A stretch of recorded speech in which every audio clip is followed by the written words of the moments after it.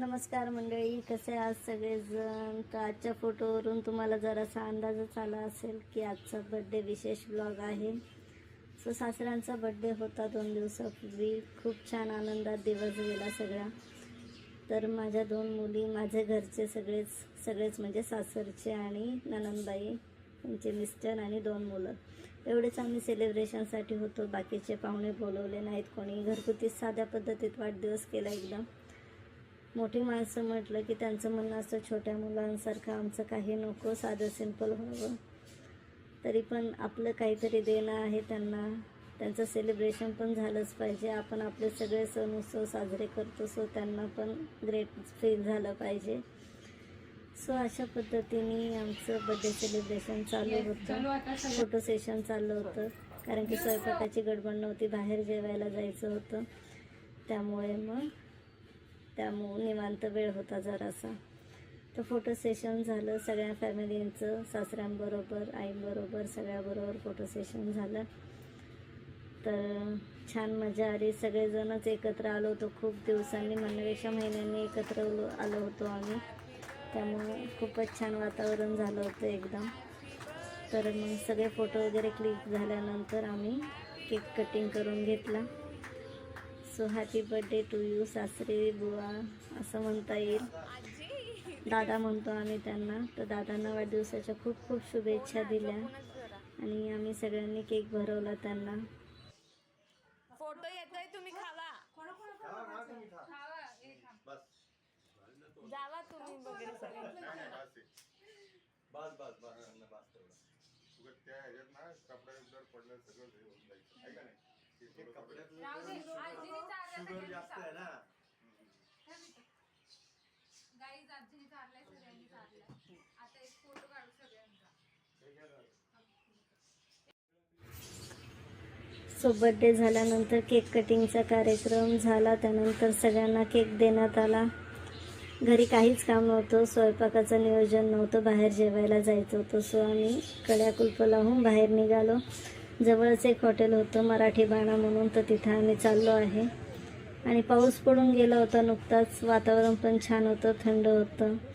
आणि आम्ही चाललो होतो 2 व्हीलरवर. सगळेजण आपापल्या गाड्यांनी तिथे पोहोचले होते. सो आम्ही पण पोहोचतो आहे आता 2 मिनटातच. अगदीच आलोच आम्ही तिथे. तर सगळे पोहोचलेले होते ऑलरेडी. हे पहा मराठी बाणा हॉटेल. तर आम्ही इथे आल्यानंतर ऑर्डर काय द्यायची, कोणाला काय खायचं, कोणाचंच काही बंधन नव्हतं. ज्याला जे पाहिजे ते मागवायचं होतं सगळ्यांनीच. सो मग प्रत्येकाच्या पद्धतीने ज्याने त्याने आपापलं मागवलं.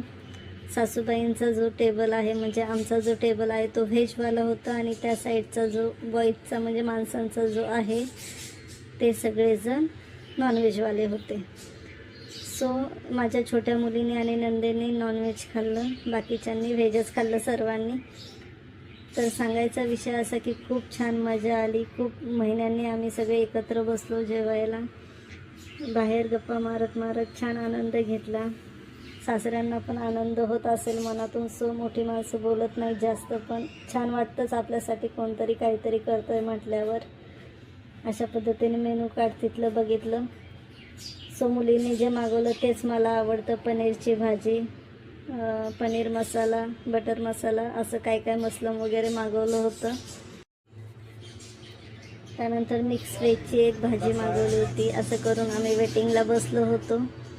कोणाकोणाचं काय जेवण येतं. हे नॉनव्हेजचा प्रकार तंदूर मागवलं होतं त्यांनी. डिश काय म्हणतात ते नॉनव्हेज थाळी पण मागवली होती चिकनची.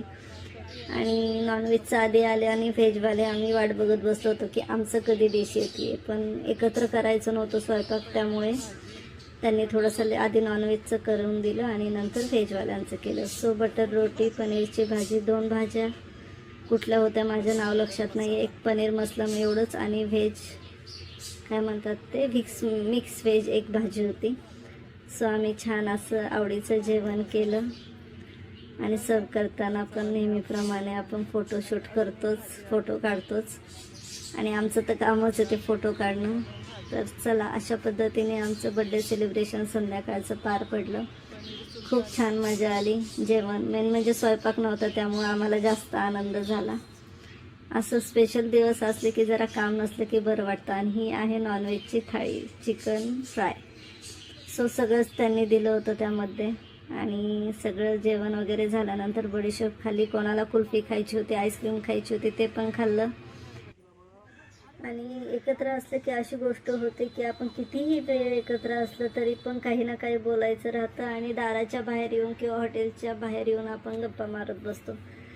तसंच काहीसं झालं होतं. आम्ही पण थोड्याशा बाहेर आल्यानंतर गप्पा मारल्या आणि जे ते आपापल्या मार्गाने निघालं. सो आम्ही 10:30 वाजता घरी आलो. आणि आता चला, take care and bye bye.